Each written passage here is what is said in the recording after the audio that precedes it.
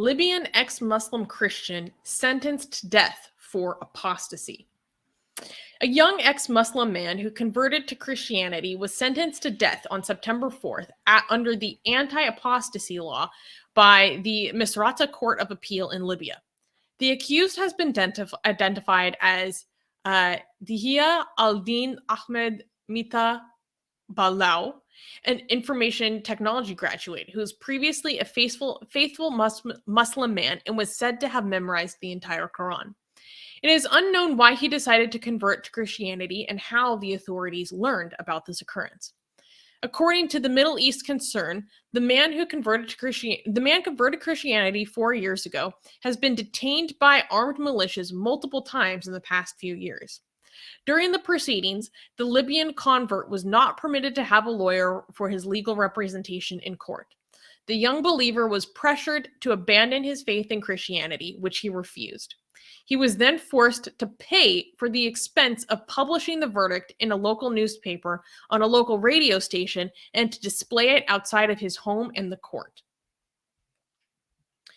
So this is really important to cover because people need to understand how being sentenced to death, executions for apostasy happen across the world. There are still almost around 10 countries where you can be executed by the state for apostasy. And this isn't something that only affects atheists. This is something that affects Christians as well. Anyone that leaves the Muslim faith. And so in that end, we stand by them. It doesn't matter that he became a Christian, I thought that this was totally insane that he had to pay for the expenses of advertising his sentence. And what I thought was really interesting, Armin, is that the apostasy law in Libya is actually highly up for debate because there have been so many different governments in Libya since the fall of Gaddafi that this apostasy law was established by one government between 2012 to 2014, and then that government got kicked out and it's widely not recognized. But then the highest court that handled this case then dictated that no, they are going to observe the death sentence for apostasy. That's crazy. And is this, correct me if I'm wrong, is this the UN recognized government? Because it keeps coming and going. Libya is in such a mess. By the way, good job, Libya. This is what you should take. With all the mess over there, this is the priority that you should be focusing on right now. Here's one thing I wrote, because then I actually have a hard time, which one is the UN-backed government right now? I don't even remember. There's the West one and there's the East one, which for the Western one was the one that UN recognized. And then recently they got together and they agreed for elections, but then that fell apart. And then I don't know what happened after. This is the only one. This is the only war that Turkey was on the right side of. Russia was on the other side. Turkey was on the other side. France, for some reason, was on the wrong side of this. But anyways, that's a whole different other story.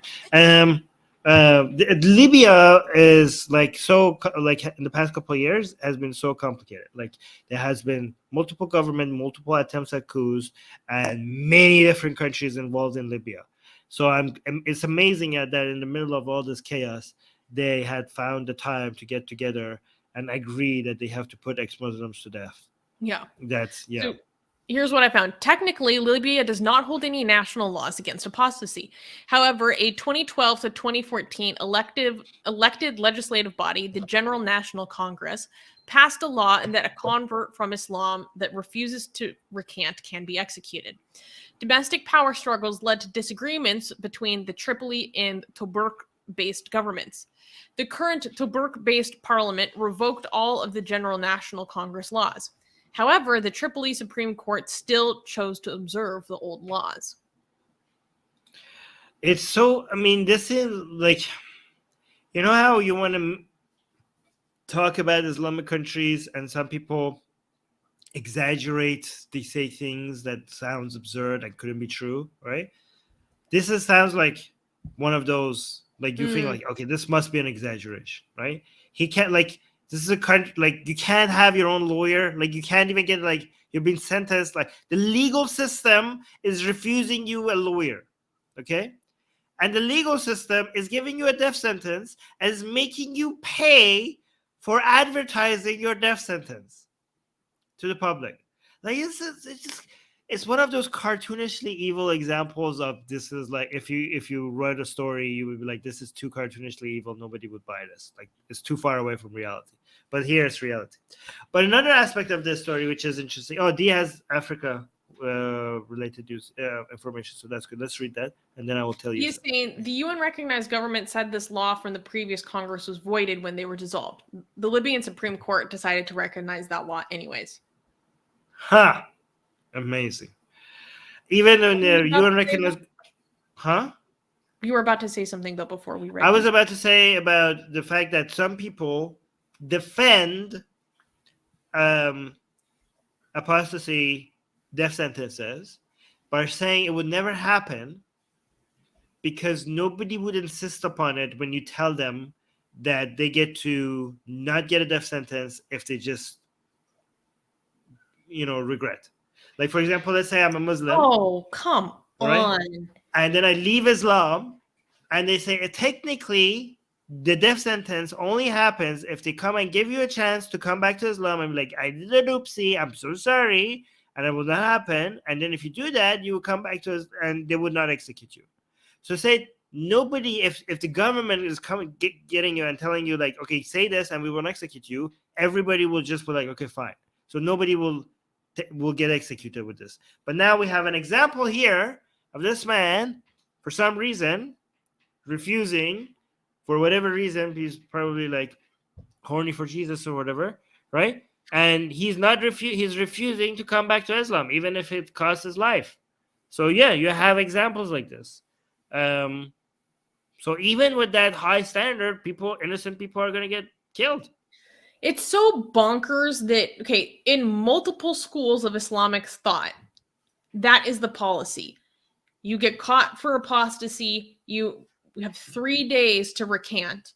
And if you recant and say, I did an oopsies, then we won't kill you. Otherwise, we're going to execute you. And then they say that there is no compulsion in religion. When this is the official policy of how to enact this hudud punishment.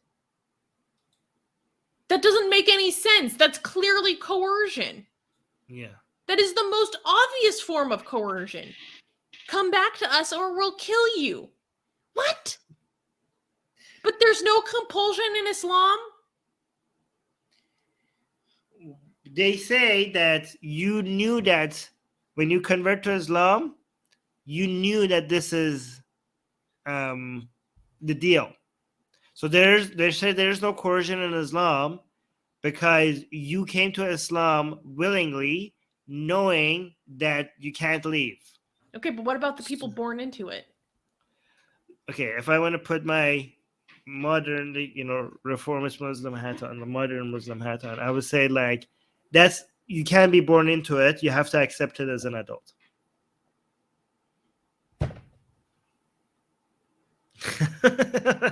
Hey, I know all their tricks.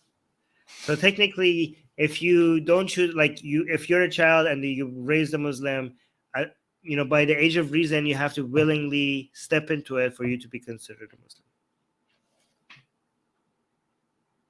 Yeah. So that's I listen to a lot of Muslims. No, I know, but it's just like the level of BS just has me going like, really? Really now? Yeah. Okay. Nice. Okay. All right. But do you like my level of Islamic apologetics knowledge? Oh, I know it's good because it makes me really upset. Do you think we're all born Muslim? Yes, we're all born Muslim, true, according to Islam, but there's kind of like a inconsistency here. Like, you are born a Muslim, but you're not really a Muslim unless you accept Islam as an adult. It's kind of like weird, but like they somehow make sense of it. You can now get the sexiest blasphemous art ever known to mankind for free. Too sexy to show most of it here on YouTube. We draw Muhammad, Hindu goddesses, sexy hijabi art, Jesus, Mother Mary, Japanese god, Greek gods, and much, much more. Click on the link below where it says get our free blasphemous art.